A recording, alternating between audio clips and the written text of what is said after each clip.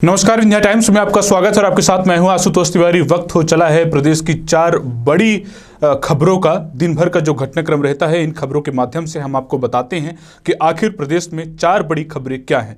पहली खबर की बात करते हैं। कोरोना केस एक बार फिर से बढ़ने लगे हैं और केस लगातार बढ़ने के साथ साथ अब हैरत की बात यह है कि मध्य प्रदेश में जिन जिलों में कोरोना के केस मिल रहे हैं, उन जिलों की संख्या अब बढ़ने लगी है। केस एक तरह से कहीं ना कहीं कम भी हुए हैं, लेकिन फिर भी वो जिले जिनमें कोरोना संक्रमित मरीजों की पुष्टि की जा रही है, उनकी संख्या अब बढ़ रही है। ऐसे में मध्य प्रदेश सरकार को हैरानी हो रही है, चिंता हो रही है।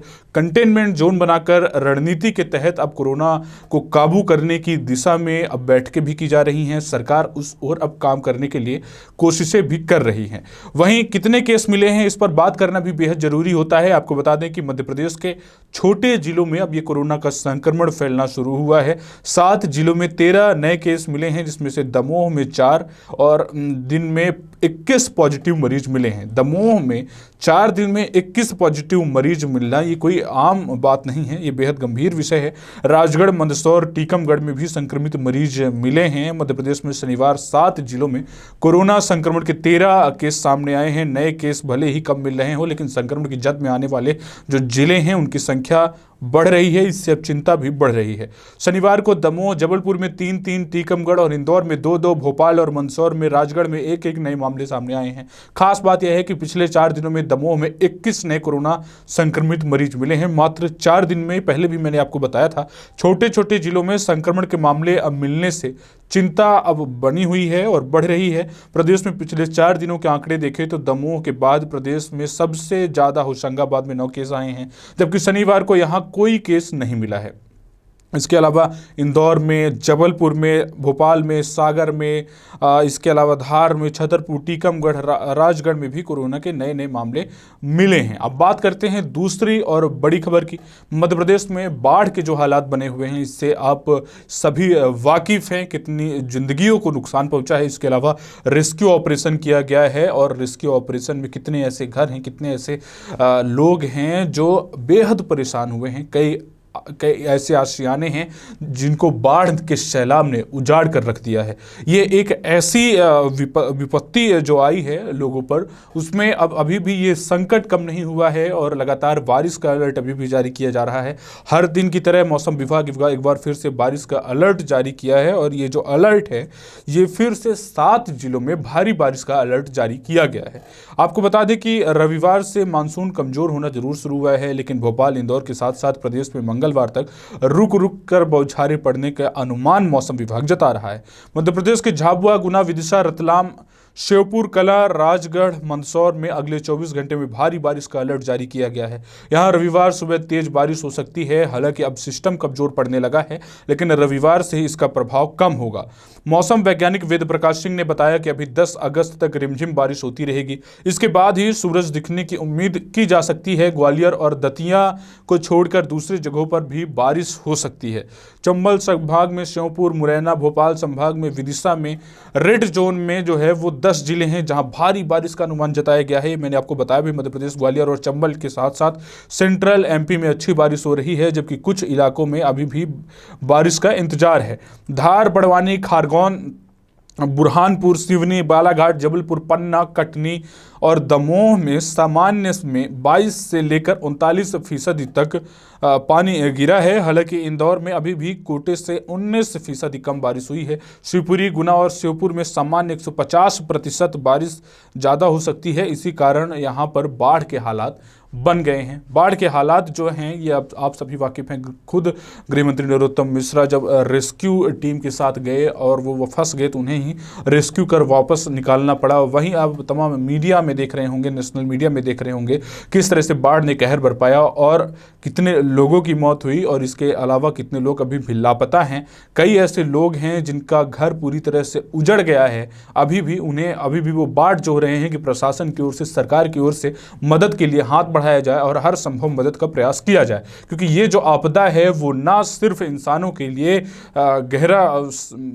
गहरा विषय बना हुआ है, बल्कि सरकार भी इससे चिंतित है और उम्मीद है कि तमाम राहत कैंप के साथ साथ तमाम व्यवस्थाएं जल्द से जल्द कराई जाएंगी। हालांकि सरकार इस दिशा में बेहतर काम कर रही है।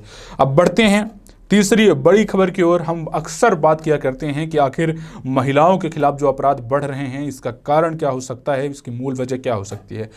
हम अक्सर इन खबरों को जब सुनते हैं, जब बताने की कोशिश करते हैं, तो लगता है कि आज हमारे समाज में कैसे लोग हैं और इन लोगों के साथ साथ जो दशा है, जो एक सोच है, जो कानून बनाने की जो एक कवायद है कि कानून बना देने से क्या उस व्यवस्थाओं के साथ क्या उन अपराधों में कमी आ सकती है, क्या वो तमाम उन ऐसे मसौदे बनाकर अपराधों में गिरावट दर्ज कराई जा सकती है।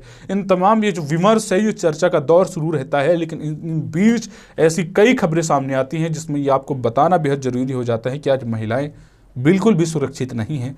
चाहे वो घर से दफ्तर के लिए निकलें, स्कूल के लिए निकले, कॉलेज के लिए निकले, अपने जहाँ भी गंतव्य स्थान हो वहाँ के लिए निकले, लेकिन फिर भी ये जो लड़ाई है, इस लड़ाई में सबको साथ देना होगा और महिलाओं को भी अपनी जिम्मेदारी खुद तय करनी पड़ी। अपनी सुरक्षा की जिम्मेदारी उन्हें खुद अपने हाथ में लेनी होगी और कड़ा से कड़ा सबक सिखाना होगा। जो ताज़ा खबर सामने आया है वो है उज्जैन से, जहाँ पे आपको बता दें कि एक जो ग्वालियर में चलती कार में, माफ़ कीजिएगा, उज्जैन से नहीं ग्वालियर से ये खबर है, जहां चलती कार में 2 सगी बहनों के साथ गैंगरेप किया गया।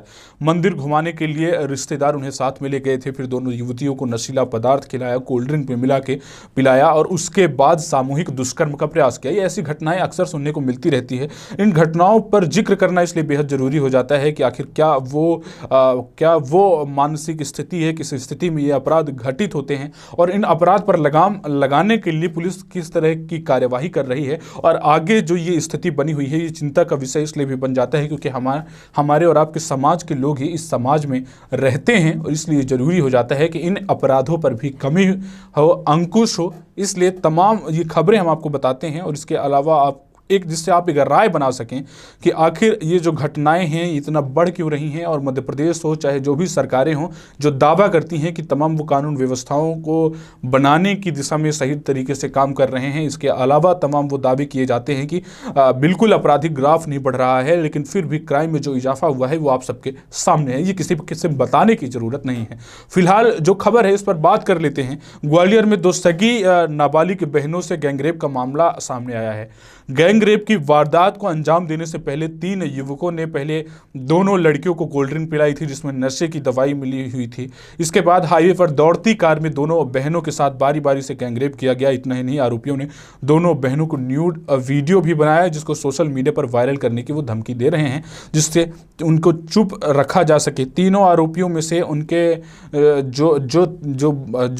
जो युवतियां हैं उनके पिता की रिश्तेदार हैं ये आरोपी, इनके साथ वो गई हुई थी। तमाम ये घटनाएं जिस तरह से बढ़ रहे हैं कहीं ना कहीं ये हैरत में डाल रहे हैं। वहीं चौथी जो हमारी खबर है वो भी बड़ी और अहम खबर है। उज्जैन में एक बच्ची बोरबिल में गिर गई थी जो जिंदगी और मौत के बीच की लड़ाई लड़ती रही, लेकिन जिसे काफ़ी मशक्क़त के बाद लोगों ने बाहर निकाल लिया। अब गढ़ा गांव में 5 साल की ये बच्ची है जिसे खेलते हुए बोरबिल में गिर गई थी। गाँव वालों ने हेकड़ी बनाकर निकाला, लेकिन जिंदगी और मौत की लड़ाई जब वो लड़ रही थी तो उस लड़ाई को वो हार गई और लोग अब हालांकि लोगों ने उसे किसी भी तरह से निकाल लिया। उज्जैन में शनिवार दोपहर 5 साल की बच्ची बोरवेल में गिर गई। ग्रामीणों को पता चला तो भीड़ लग गई।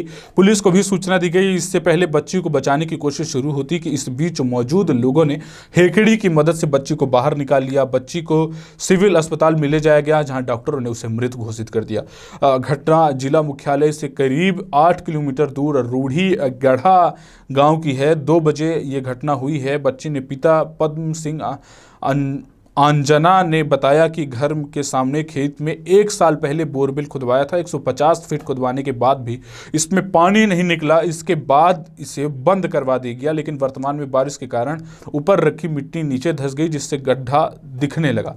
दोपहर में बेटी राधा उर्फ वेदिका अंजना, बड़ी बहन माया और गांव के दूसरे बच्चों के साथ ये बच्चे खेल रही थी। इसी दौरान उसका पैर फिसलने में वो बोरवेल में गिर गई। तो ये थी जो प्रदेश की 4 बड़ी खबरें। ये हमारा जो प्रोग्राम है प्रदेश की 4 बड़ी खबरों के साथ हम आपके बीच आते हैं और हमारा प्रयास यही रहता है कि हम अपनी जानकारी के अनुसार अपनी जानकारी आपसे साझा कर सकें और तमाम खबरों के उन विश्लेषणात्मक पहलुओं पर भी ध्यान दे सकें जिसको जानना आपके लिए बेहद ज़रूरी हो जाता है। क्योंकि ये जो 4 बड़ी खबरें हैं ये खबरें जो हैं ये आपको भी जानना बेहद ज़रूरी हो जाता है। इसके साथ ही आप एक राय बना सके, इसलिए इसमें जो भी तमाम वो चीज़ें रहती हैं जो बताना बेहद ज़रूरी होता है, हम आपको बारी बारी से बताते हैं। जाहिर है कि खबरें सुनकर आप भी अपने आप को तरोताज़ा करते होंगे। अब हम ऐसी खबरों के साथ आपके बीच रोज़ाना हाजिर होते रहेंगे। आप हमें इजाज़त दीजिए। धन्यवाद।